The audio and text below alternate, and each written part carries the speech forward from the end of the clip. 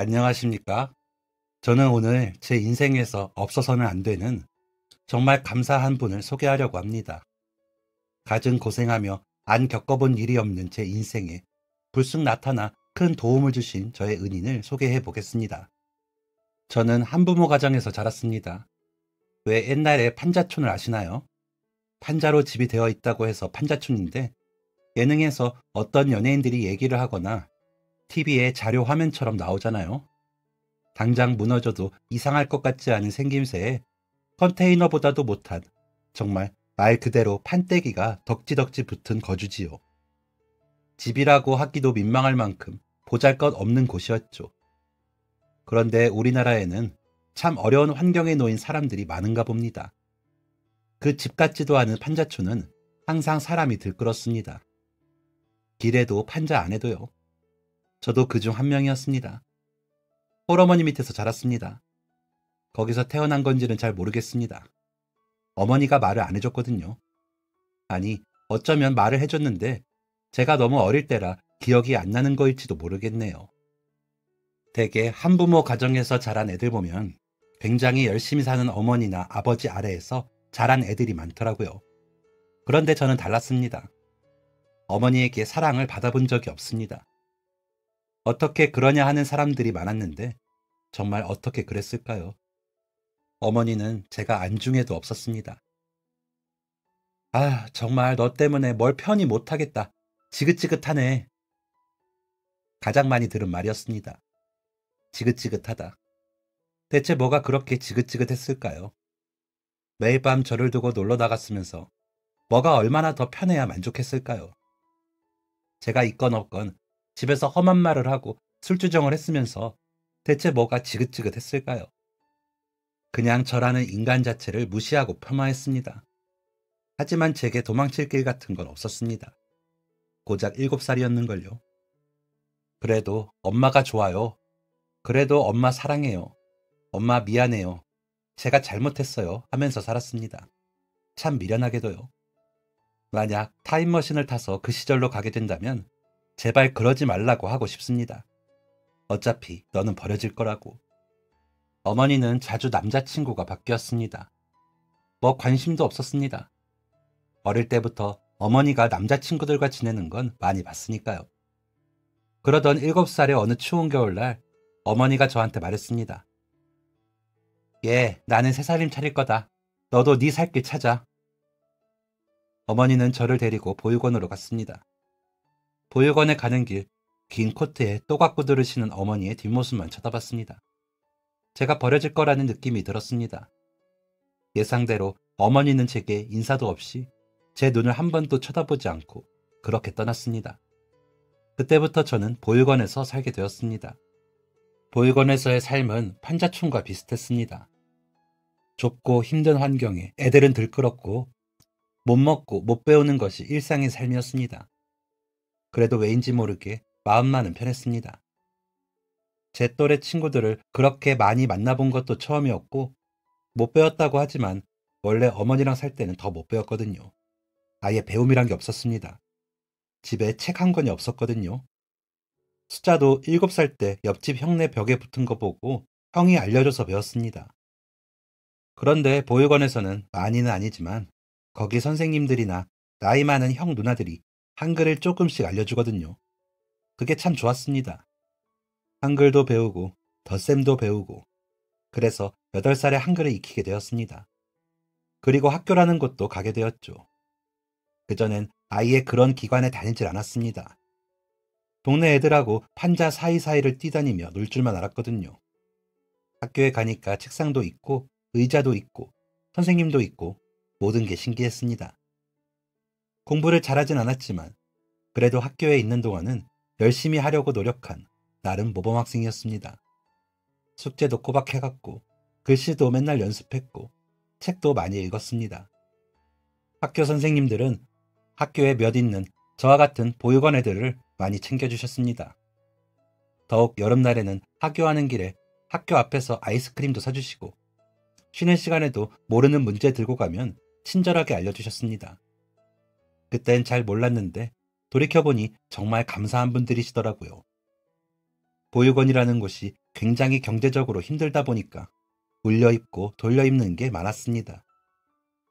제가 또래 남자애들 6명하고 한 방을 썼거든요. 많아야 저보다 2살 많고 어리면 저보다 1살이 어리죠. 나이 차이가 많이 나지 않으니까 덩치도 다 고만고만했습니다. 그래서 저희는 옷을 다 같이 돌려 입었습니다. 그때 보육원에 있는 모두가 그렇게 지냈습니다. 내 물건, 내 것. 이런 개념이 아예 없는 공간이잖아요. 오늘 제가 입은 옷 내일은 내가 입고, 어제 내가 입은 옷 오늘은 얘가 입고 그랬죠. 그래서 아침에 정말 우당탕탕 엉망진창이었습니다. 양말이 짝짝이네. 이 옷 내가 입으려고 했네. 하면서 싸우고 울고 화해하고 아주 아침마다 정신이 하나도 없었습니다. 그래도 그때 참 즐거웠습니다. 신발을 짝짝이로 신고 가도, 맞지도 않는 너무 작은 바지를 입어서 하루 종일 불편해도, 책가방이 바뀌어도 그렇게 왁자지껄하게 지내던 게 참 즐거웠습니다.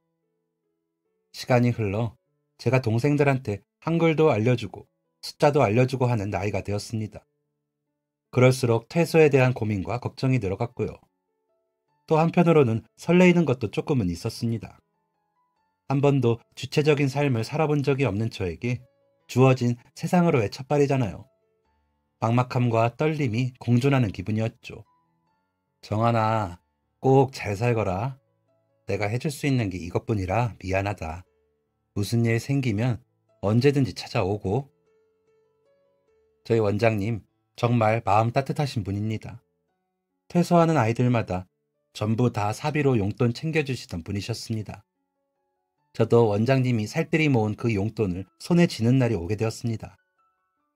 원장님은 용돈도 그냥 주시지 않고 하얀 봉투에 정성스레 넣어서 제 손에 쥐어주셨습니다. 그 봉투를 제 손에 건네주시면서 걱정 어린 눈빛을 하셨습니다. 원장님, 걱정하지 마세요. 저 정한이에요. 나가서도 씩씩하게 살게요. 힘들어서 원장님 찾아오는 일 없고 좋은 일로만 찾아올게요. 원장님도 건강하세요. 그렇게 나름 당차고 씩씩하게 보육원을 나오게 되었습니다. 이후 저는 고시원에 들어갔습니다. 마땅히 갈 곳이 없더라고요. 그래도 자고 씻을 곳은 있어야 할 것 같아서 고시원 방을 하나 잡았습니다. 그리고 생애 처음, 판자촌을 제외하고 7살 때 이후로 처음 혼자 잠을 자게 되었죠. 그날은 잠이 오지 않았습니다. 매일 밤 아기 우는 소리, 애들 떠드는 소리, 코 고는 소리, 이 가는 소리, 잠꼬대, 화장실 물 내리는 소리가 들려야 마땅한데 그런 소리들이 들리지 않으니까 너무 어색하더군요. 그렇게 자다 깨다를 반복하다가 다음날 간 곳은 인력사무소였습니다. 저 일자리를 구하러 왔는데요. 잔뜩 긴장하고 간 인력사무소. 직원분들은 생각보다 친절하셨습니다. 돈이 급하다고 하는 저에게 먼저 건설 현장 일을 추천해 주셨습니다. 말이 건설 현장이지 다른 말로 하면 그냥 막노동이죠. 딱히 할 줄 아는 것도 없고 경력도 없고 가진 거라곤 어린 나이뿐이니 제가 하기 딱 맞는 일이었습니다. 와, 그런데 진짜 힘들더라고요. 대체 아저씨들은 그렇게 힘든 일을 어떻게 맨날 하시는지 모르겠더라고요. 저 정말 딱 이틀 일하고 몸살나서 일을 못 나갔습니다. 몸이 그냥 안 움직이더군요. 하루 종일 침대에 꼼짝없이 누워만 있었죠. 게다가 제가 체력도 딱히 좋지가 않거든요. 평생을 잘 못 먹고 자라서 그런가 체구도 좋은 편이 아니고 체력도 썩 좋지가 않습니다. 그래도 근성 하나만큼은 알아줍니다. 이틀 일하고 하루 몸살나고를 반복했지만 제가 할 수 있는 일이 그것뿐이었으니 계속 나가서 일을 했습니다. 하지만 비리비리하고 일도 잘 못하는 저를 반기는 동료분들은 없었습니다. 반장님한테 하루 종일 혼나가면서 일을 했죠. 아이고, 속 터지겠다. 그래가지고 어느 세월에 다 옮길래. 저기 안 보여? 나이 50 넘어서 저러고 일하는 거 안 보이냐고. 아니, 힘을 못 쓰면 나오지를 말던가. 매일 혼나가며 일을 한 지 한 달이 되었을 때 더 이상 일을 가는 건 민폐겠구나 싶었습니다. 그래서 저는 인력사무소에 가서 혹시 다른 할 일이 있는지 알아봐 달라고 했죠. 그러다가 인근은 아니고 버스 타고 1시간 정도 가면 있는 공장에 사람이 필요하다고 하더군요. 무조건 가겠다고 했습니다. 그렇게 일하게 된 저의 첫 공장은 복사기 공장이었습니다. 저는 그곳에서 복사기에 들어가는 부품을 만드는 일을 했습니다. 정말 적성에 딱 맞더라고요. 힘쓰지 않아도 되고 앉아서 집중해서 같은 작업을 반복하면 되는 일이었거든요. 공장에는 제 또래 애들이 많았습니다. 공장에 들어오게 된 사연도 모두 제각각이었죠. 어떤 친구는 할머니와 동생 둘과 살아서 본인이 가장이라 돈을 벌러온 친구도 있었고, 어떤 형은 사고로 가족을 잃고 열심히 사는 형도 있었고, 또 어떤 형은 하나뿐인 아버지가 많이 아프셔서 병원비를 벌러온 형도 있었습니다. 사실은 정말 솔직히 제가 세상에서 가장 불쌍한 줄 알았습니다.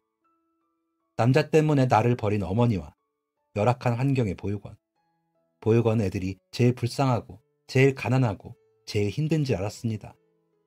하지만 저의 착각이었습니다. 세상에는 정말 힘든 사람들이 많았고 또 그걸 극복하려고 열심히 노력하는 사람들도 많았습니다.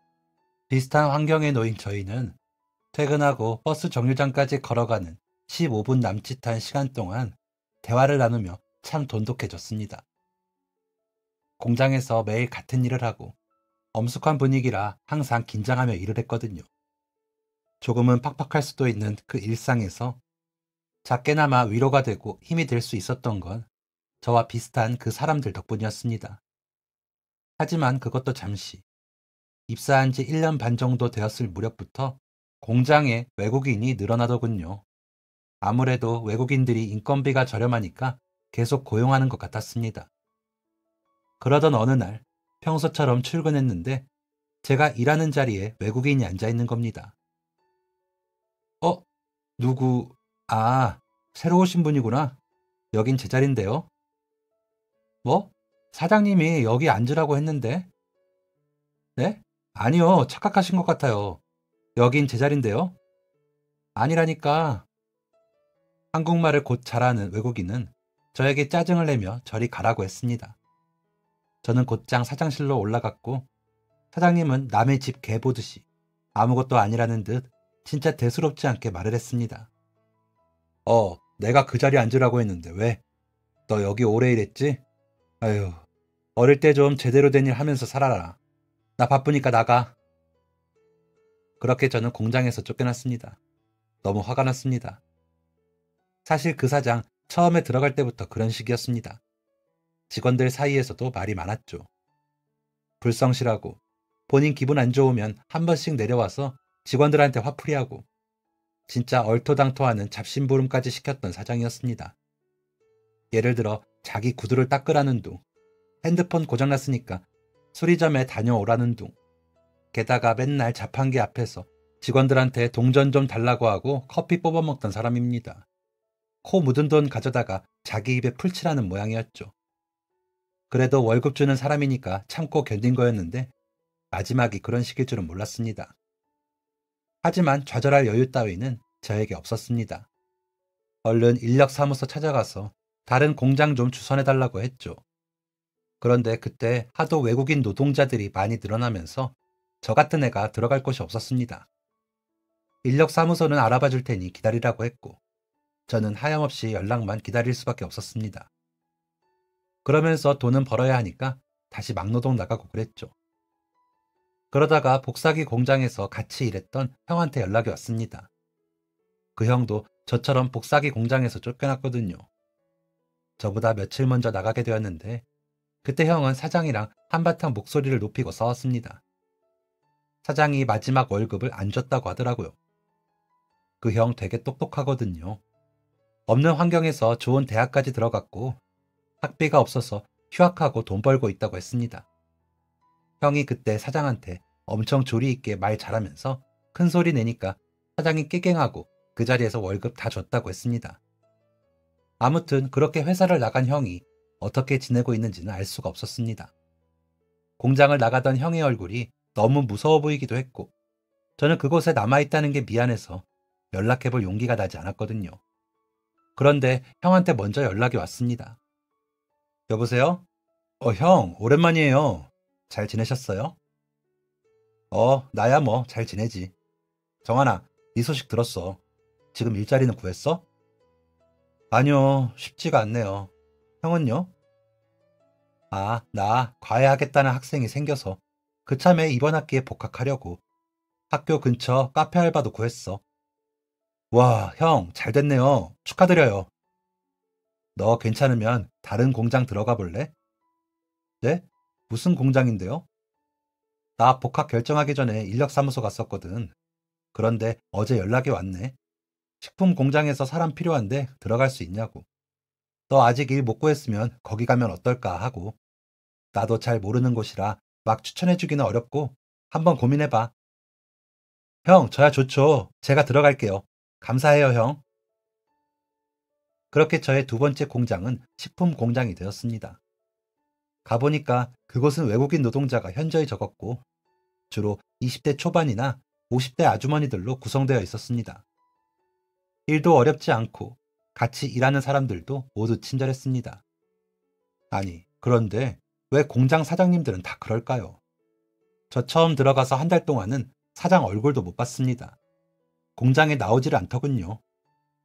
그러다가 한 달 좀 넘어서 보게 되었는데 저보고 오랜만이라고 하더라고요. 처음 봤는데 말이죠. 그 정도로 직원들한테 무신경한 사장이었습니다. 공장도 크지 않았는데요. 그래도 차라리 지나치게 신경 쓰는 것보다는 낫겠구나 했는데 신경 쓰고 안 써야 할 게 따로 있지. 직원들 급여도 제대로 안 챙겨주더라고요. 월급날이 나흘이나 지났는데도 깜깜무소식이길래 동료 직원분들한테 물어봤습니다. 저 혹시 실례지만 월급 받으셨나요? 저는 아직 안 들어와서. 원래 매달 1일이 월급일인 거 맞죠?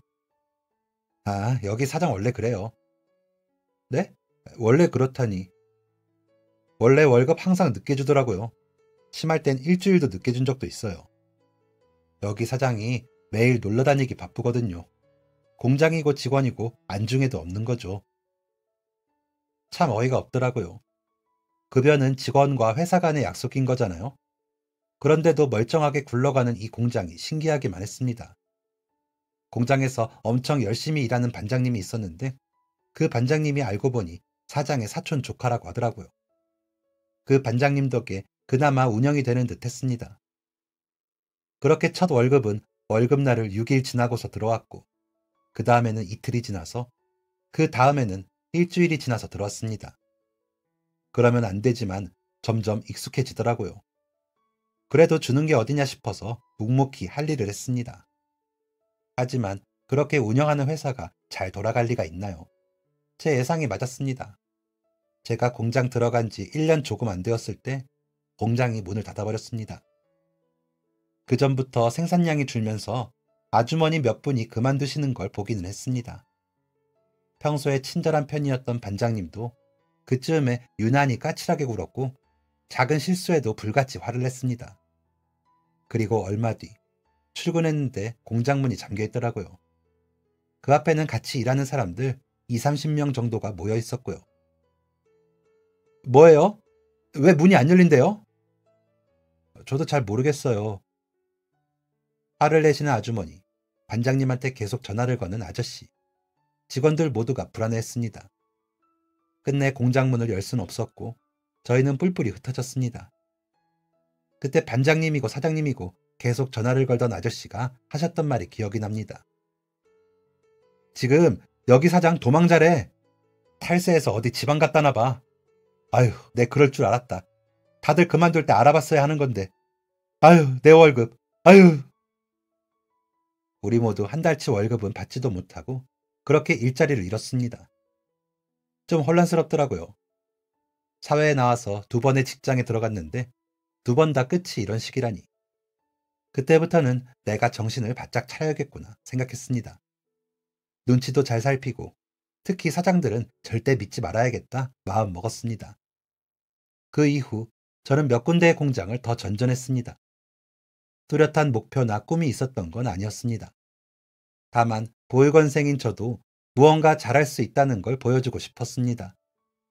아니, 잘하진 않더라도 이렇게 사회의 일원으로 평범하게 살 수 있다는 걸 증명해 보이고 싶었습니다. 저에게 제 자신에게 증명하고 싶었습니다.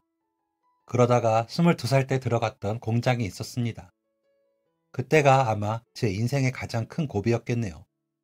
다시 떠올리기도 힘들 만큼 진짜 좌절감을 겪은 순간이었습니다. 그때 갔던 공장이 유독 제 또래 직원들이 많은 곳이었습니다. 그런데 제가 18살 때부터 공장 다니면서 일을 했잖아요. 돈도 없으니 놀 줄도 몰랐고요. 게다가 그 직전 공장이 모두 아버지, 어머니 뻘 되시는 분들이었어서 또래가 많은 공장은 좀 신선하더라고요. 그래서 그런가 분위기도 색달랐습니다. 퇴근하고 3, 3, 5 모여서 회식하는 게 일상인 그런 분위기의 공장이었습니다. 제가 원래 좀 내향적인 편이라 그런 동료 직원들 보면서 신기해하기만 했지 일 생각은 안 했거든요. 그런데 어느 날 저보다 3살 많은 형이 퇴근 후 제게 다가왔습니다. 야, 너 이 팀이지? 우리 술 마시러 갈 건데 같이 갈래? 어, 저도 가도 되나요? 그럼 당연하지 마. 가자. 너 치킨 좋아해? 오늘 메뉴는 치킨인데. 네, 좋아합니다. 좋아, 가자. 그렇게 저는 그 공장의 형들과 친해지게 되었습니다. 사실 그 전에 술을 안 마셔봤던 건 아니었습니다. 20살 딱 되었을 때 혼자 편의점에서 맥주를 한 캔 사서 먹어본 적이 있었습니다. 그런데 제 입맛이 이상한 건지 이걸 왜 먹는지 도통 모르겠더라고요. 그러다가 자몽맛, 레몬맛 이런 맥주들을 알게 되었고 그 이후로 정말 어쩌다가 한 번씩 사 먹곤 했습니다. 한 달에 한 번 정도? 기분이 정말 좋거나 정말 힘들 때 한 번씩 혼자 고시원에서 먹었었죠. 소주는 입에 대본 적도 없었습니다. 그런데 그 형들 따라가니까 냅다 소주부터 시키더라고요. 저는 술을 잘 못해서. 어? 뭐야, 그런 게 어딨어. 야, 우리 여기 치킨 먹으러 오는 거 아니고 술 먹으러 오는 거야. 너 맥주는 먹을 수 있지? 그거라도 마셔 그럼. 참 제 성격이 문제입니다. 거절을 잘 못하거든요. 그렇게 남한테 휘둘리면 안 되겠다 생각하고 살았는데 결국 또 휘둘려서 그 형들하고 술을 먹고 다녔습니다. 처음엔 맥주 좀 먹다가 형들 권유로 소주도 조금 먹게 되고 취해서 집에 들어간 적이 한두 번이 아니었습니다. 난생 처음 술을 그렇게 먹으니 다음날 정신을 못 차리고 일을 했고 점점 일상도 능률도 돈도 잃고 있었습니다. 하지만 그땐 그게 망가져가는 거인 줄 몰랐습니다. 처음으로 즐겨보는 분위기에 마냥 재밌고 즐거웠거든요. 제가 18살 때부터 일하면서 돈을 참 착실하게 모았습니다. 그동안 놀지도 않고 모았으니까 얼마나 많이 모았겠습니까? 매달 꾸준히 넣던 적금도 몇 개 있었고 돈 많이 모아서 묶어둔 돈도 좀 있었죠. 그런데 그렇게 흥청망청하게 돈 쓰면서 매일 놀다 보니까 적금 하나를 깨게 되었습니다. 좀 아까웠지만 그래도 목돈 모아둔 것도 있고 지금 아니면 언제 이렇게 노나 싶더라고요. 그렇게 한 1년 가까이를 놀았습니다. 그 형들하고 정말 둘도 없는 우정을 다진 듯했고 같이 있으면 너무 즐거웠던 형 한 명하고 자취방을 구해서 같이 살기로 했습니다. 형, 그럼 자취방은 공장 근처가 좋겠죠? 에이, 야, 당연히 시내 근처에 잡아야지. 그래야 맨날 술 먹으러 나가기 편하잖아.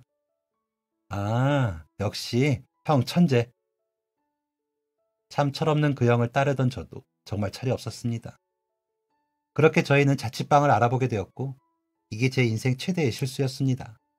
부동산을 돌면서 8군데의 집을 봤습니다.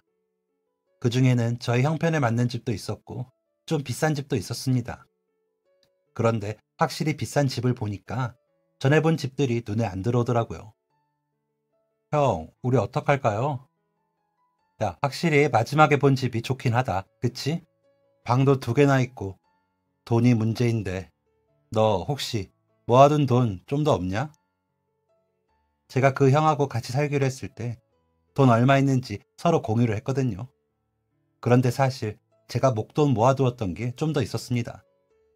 그건 만약을 위해서 안 쓰려고 했는데 좋은 집 가고 싶다는 생각에 그만 얘기를 하고 말았죠. 저 사실 조금 더 보탤 수 있을 것 같아요. 진짜? 아, 좋다. 그럼 그거 보태서 그 집 갈까? 그럼 관리비는 내가 다 낼게. 그래야 공평하지. 네, 좋아요, 형. 착하다고 생각했습니다. 사실 보증금이니까 어차피 나중에 돌려받을 돈이잖아요. 그런데도 그 형은 관리비를 자기가 내겠다고 했습니다. 정말 착하다고 배려심이 있다고 생각했는데 며칠 뒤 집을 계약하는 날이 되었습니다. 원래 예정은 같이 가는 거였어요. 그런데 저희가 그때 다른 형 한 명하고 같이 있었거든요. 그때 갑자기 같이 있던 형 한 명이 배가 아프다고 했고 급기야 길거리에서 쓰러져 버렸습니다. 대굴대굴 구르면서 복통을 호소하는 겁니다. 119까지 불러야 하는 상황이 되었습니다. 저는 불안한 마음으로 같이 살기로 한 형한테 물었습니다. 형, 저희 어떡하죠? 지금 안 가면 늦을 텐데. 아, 그러게 진짜 어떡하냐. 얘 혼자 내버려두고 갈 수도 없고. 안 되겠다. 그럼 우리 찢어지자. 내가 부동산 다녀올 테니까 너가 같이 응급실로 가봐. 응급실 도착하면 바로 연락하고. 알겠어요, 형. 저는 그날 집 계약을 위해 들고 온 제 전 재산을 형에게 넘겨줬습니다. 급박한 상황이었습니다. 식은땀까지 흘리며 쓰러지는 이 형을 얼른 데리고 구급차를 타고 응급실에 가야만 했습니다. 네, 예상대로 참 뻔하게도 저는 그렇게 사기를 당한 것이었습니다. 응급실에 갔는데 그 형한테는 아무 문제가 없었고 갑자기 정신 차리고 두 발로 걸어서 집에 갔습니다. 그리고 그날 이후부터 형들은 자취를 감췄고 연락도 되지 않았습니다. 저 전재산, 제가 5년 넘게 모은 전재산을 그렇게 허무하게 날렸습니다. 진짜 한동안 정신을 제대로 못 차렸습니다. 그 형들 친구들한테 가서 연락되냐고 물으니까 모르겠다고 했고 무릎 꿇고 빌면서 제발 연락되면 말 좀 해달라고 했습니다. 경찰서도 당연히 갔고요. 공장 사장님한테까지 말했는데 그걸 왜 자기한테 말하냐며 저보고 그러니까 인생이 그 모양이라고 당장 나가라고 하더라고요. 세상에서 배신을 당한 기분이었습니다. 제가 진짜 안 우는데 정말 눈물이 멈추질 않더라고요. 너무 억울하고 화나고 속상해서 몇 날 며칠을 울었습니다. 그러다가 고시원비도 못 낼 정도가 되었고 저는 완전 거지 신세가 되었습니다. 짐가방 하나 들고 거리에 나앉을 위기였습니다. 바지 주머니들을 뒤져서 찾아낸 1,000원짜리 몇 장으로 찜질방에 들어갔습니다. 다 포기하고 싶고 아무것도 하기 싫었지만 그럼 진짜 내 인생이 완전 끝이 날 것 같았습니다. 제가 어떻게 돼버려도 아무도 찾지 않고 신경 쓰지 않을 거라고 생각하니까 좀 억울하더라고요. 그래서 다시 일어서 보기로 했습니다. 찜질방에 있는 컴퓨터를 뒤져서 일자리를 찾아봤고 그렇게 저는 안산에 있는 한 공장으로 가게 되었습니다. 버스를 타고서도 한참을 걸어야 하는 외진 곳에 있는 공장이었습니다. 저기요, 저 일하려고 왔는데요. 50대쯤 되어 보이는 아저씨가 걸어 나왔습니다. 작업복을 입은 걸 보니 반장님인 듯 했습니다. 따라와요. 그러더니 건물 뒤편에 있는 사무실로 데려가더라고요. 그러곤 사장 자리에 턱 앉는 겁니다. 사장님이세요?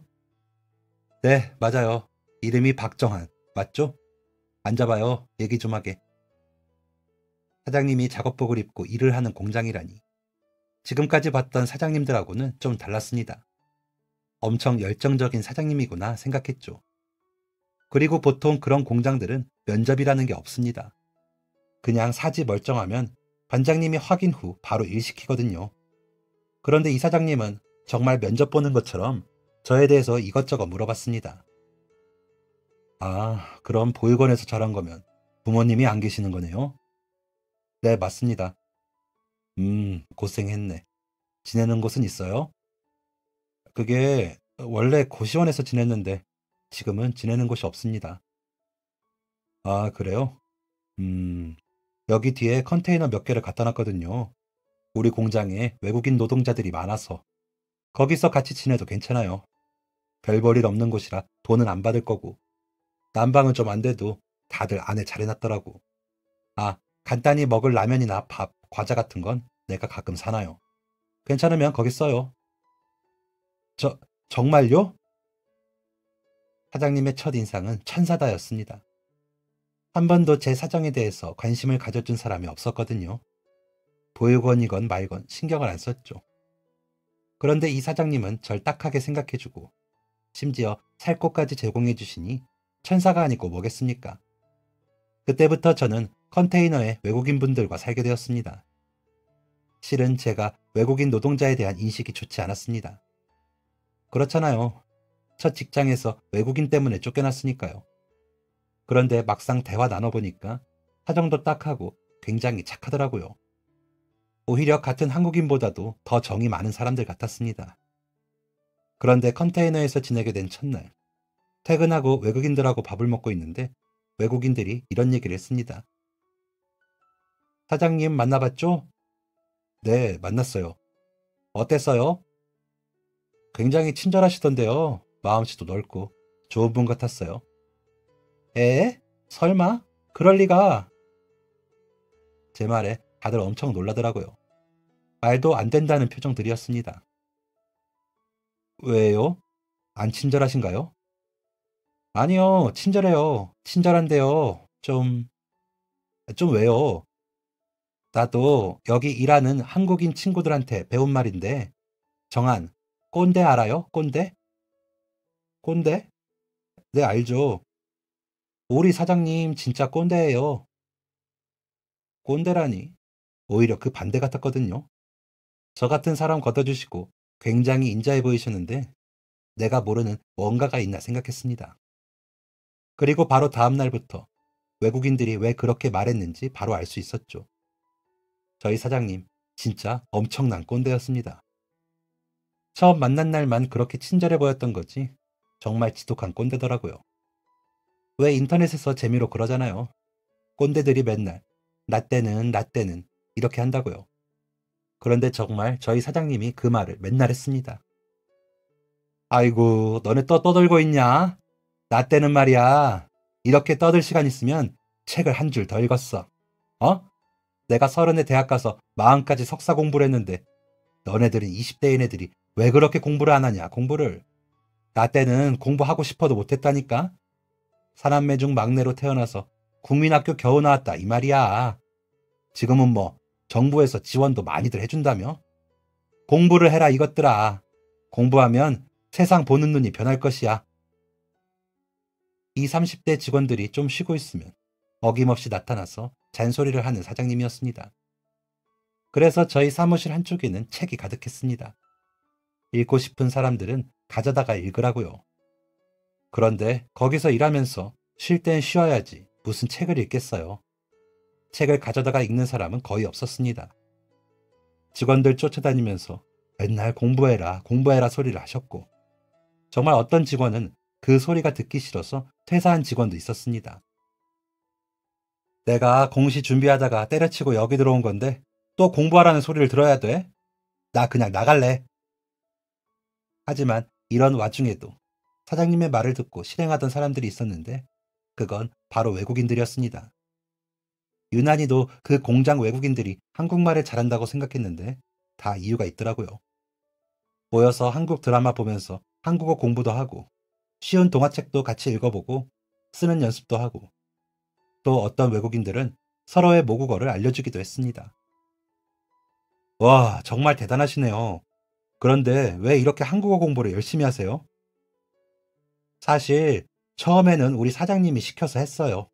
우리는 여기에 살아야 하니까 눈치 보여서요. 그런데 이젠 재밌어요. 일만 하는 거 아니고 뭔가 배우는 거 진짜 재밌어요.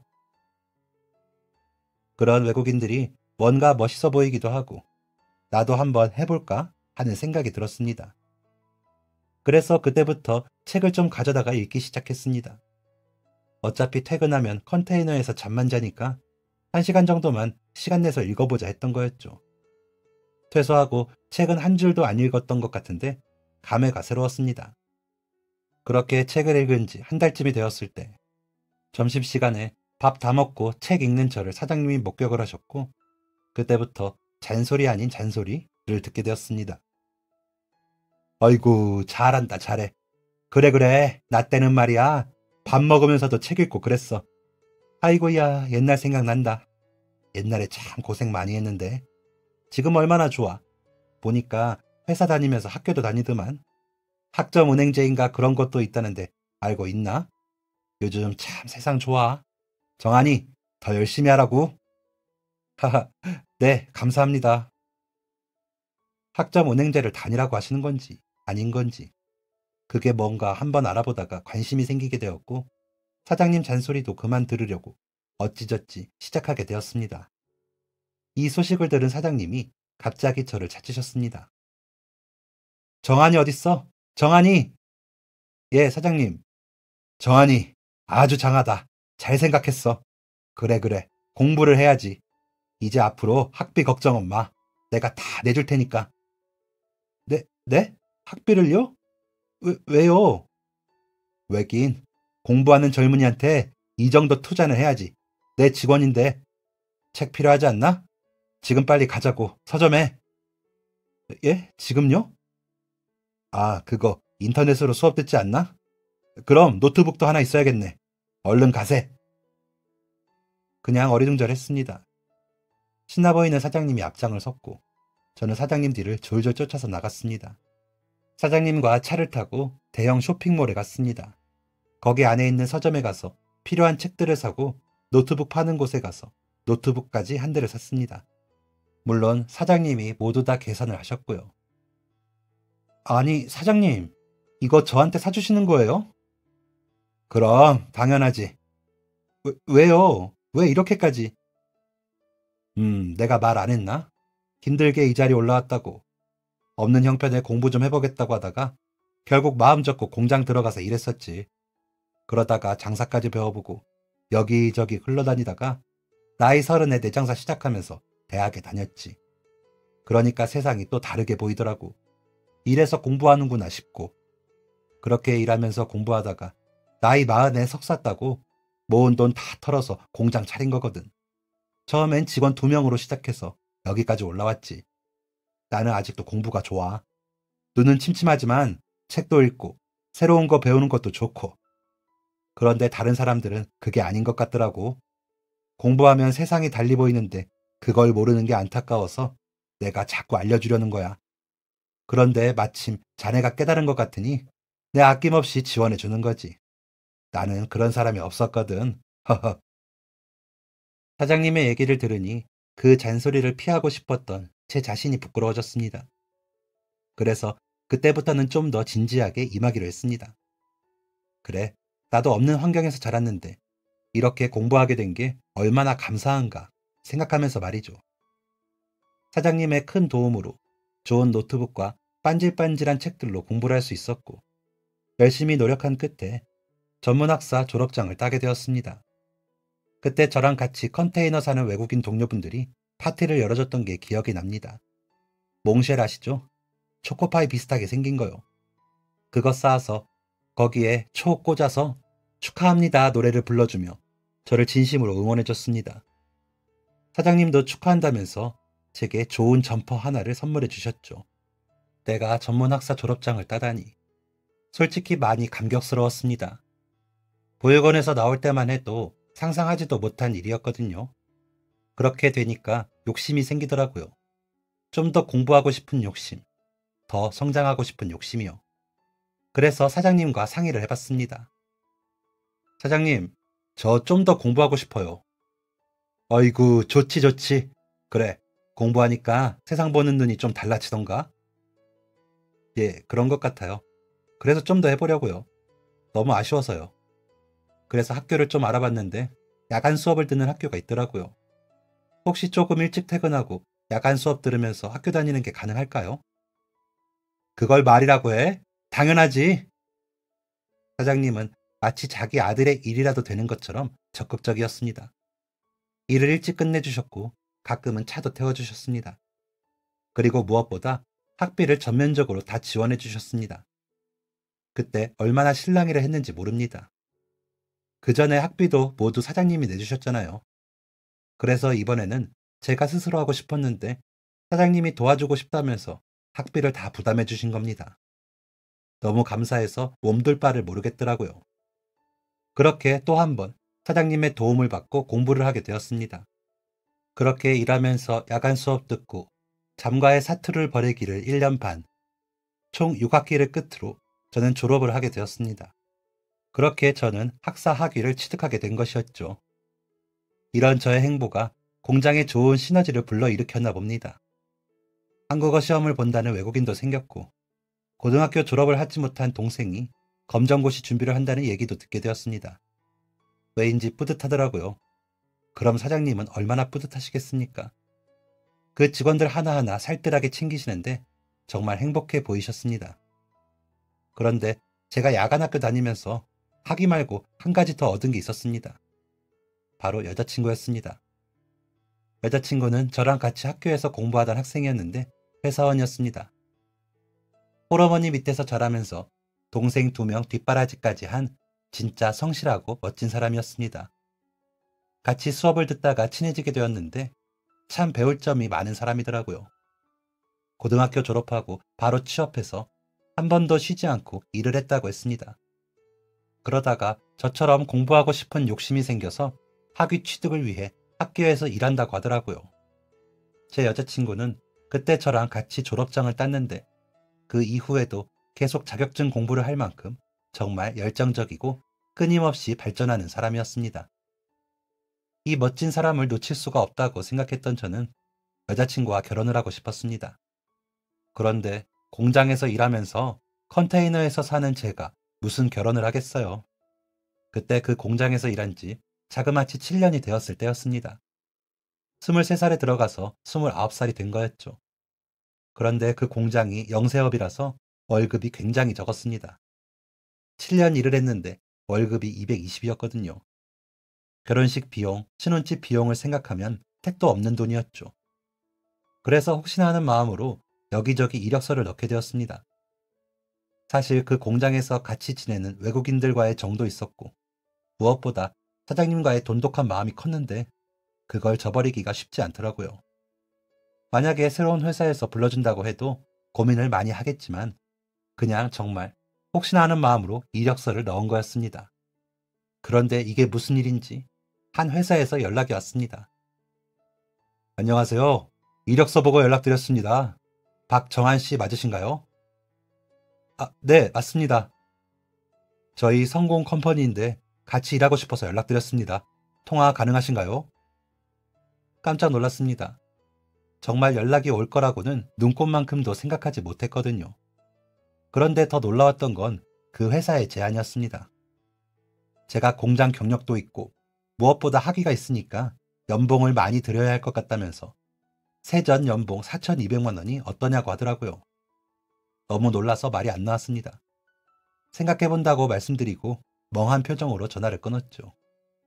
계산기를 두드려 보니까 월급이 300만 원인 꼴이었습니다. 마음이 복잡하더라고요. 정이 많은 이곳에 남을 건가? 아니면 이직해서 돈 더 많이 받으며 결혼 준비를 할 것인가? 제 판단은 계속 머물러 있을 수는 없다는 것이었습니다. 여자친구와의 인연도 계속 이어가고 싶었고 저로서의 발전도 있어야 했습니다. 전화를 줬던 회사에 다시 연락을 하고 저는 고민에 빠졌습니다. 사장님에게 어떻게 말씀을 드려야 할까 고민이 되었거든요. 먹여주고 재워주고 공부까지 시켜준 은혜에 배신을 하는 것 같아서 마음이 안 좋더라고요. 고민하던 저는 결국 사무실에 찾아갔습니다. 저기 사장님, 저 드릴 말씀이 있는데요. 정한이, 무슨 일인가? 저 사실 갑자기 목이 메었습니다. 눈물이 왈칵 터질 것 같더라고요. 눈앞이 뿌옇게 되어서 고개를 푹 숙였습니다. 울면 괜히 상황이 더 이상해질 것 같아서 눈물을 꾹 참으면서 말을 했습니다. 저 사실 이직을 할까 합니다. 저 만나는 사람이 있어요. 2년 정도 만났고 이제 결혼 준비를 해야 할 것 같은데. 근데 죄송합니다. 정말 죄송합니다. 다른 회사에서 연락이 왔어요. 죄송합니다, 사장님. 제가 이렇게 성장할 수 있었던 건 다 사장님 덕분인데 정말 죄송합니다. 어렵사리 얘기를 꺼냈는데 사장님은 대답이 없으셨습니다. 잠시 정적이 흐른 뒤 사장님이 일어나서 제게 다가오시더니 제 어깨를 쓰다듬으시며 것 봐라. 세상 보는 눈이 바뀌었지? 사장님의 이 한마디에 저는 참았던 눈물이 터지며 대성통곡을 할 수밖에 없었습니다. 사장님, 죄송합니다. 뭐가 죄송한가? 정한이, 여기서 뭐 하나 배워가서 참 다행이지? 저는 그대로 다리를 굽혀서 사장님에게 큰 절을 올렸습니다. 사장님, 제가 부모가 없지만 사장님을 아버지처럼 모시겠습니다. 이 은혜 절대 잊지 않고 사장님도 잊지 않겠습니다.